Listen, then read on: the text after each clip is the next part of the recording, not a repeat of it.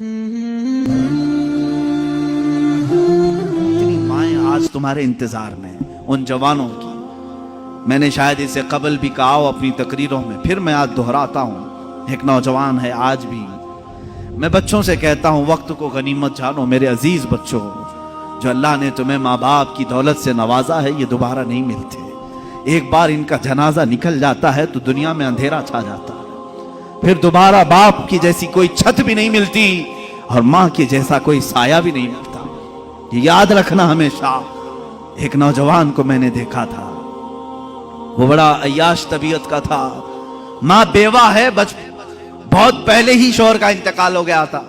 बच्चा सिर्फ 4 साल का था या छोटा सा था। जब से वो घरों के काम कर करके अपने बच्चे को पालती थी।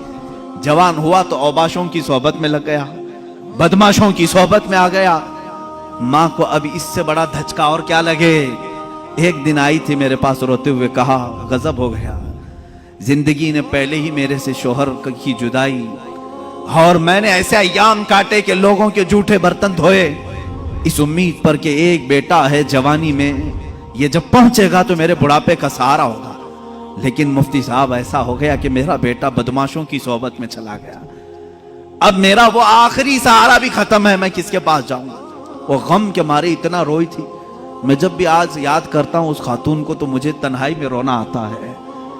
मैं जितनी कोशिश हो सकी, मैं कोई बहुत बड़ा मुअस्सिर आदमी नहीं हूं, एक छोटा तालिब इल्म। सोचा कि उस नौजवान बच्चे को बुलाऊं, उसके साथ मैंने थोड़ा वक्त गुजारा, उसे समझाया तेरी माँ की कदर और कीमत क्या है। वो एक बेवा है, एक बेवा है।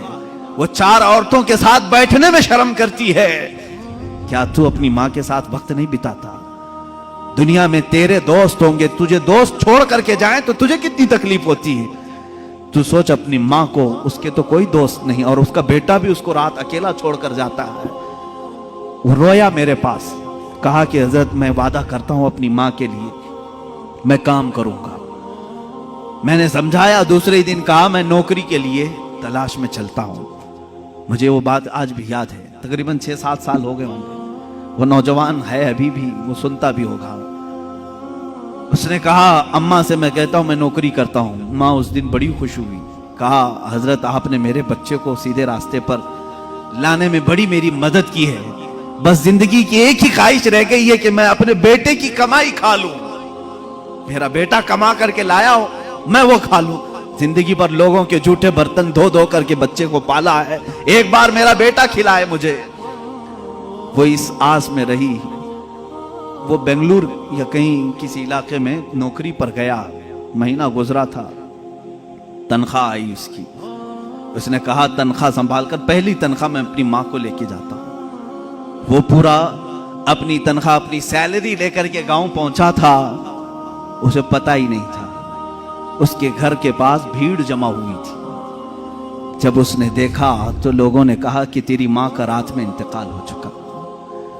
उसने वो पैसों का लिफाफा अपनी माँ के कदमों में रखा। आज तक जब कभी वो मिलता है तो फूट कर रोता है, कहता है मेरी माँ इसी आस में दुनिया से चली गई कि बेटे की एक कमाई खा लूं। लेकिन मुझसे ज्यादा बदनसीब कौन है इस दुनिया में, जो माँ के कमाए हुए जूठे बर्तन को धोए हुए कमाई तो खा लिया, अपने हाथों का एक लुकमा में अपनी बेवा माँ को खिला नहीं सका। ऐ नौजवानों, क्या इसी का नाम जिंदगी है?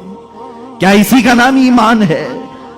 तुम्हारे अखलाक तो वो होने चाहिए कि तुम बाहर जाओ तो तुम्हारे माँ बाप तुम्हारे अखलाक पर फख्र करें। तुम्हारी एक एक कमाई के लिए वो आज भी इंतजार में है। एक बात याद रखना, माँ बाप लालची नहीं है तुम्हारे, लेकिन सिर्फ उनकी ख्वाहिश ये होती है कि बेटा अपने पैरों पर खड़ा हो जाए।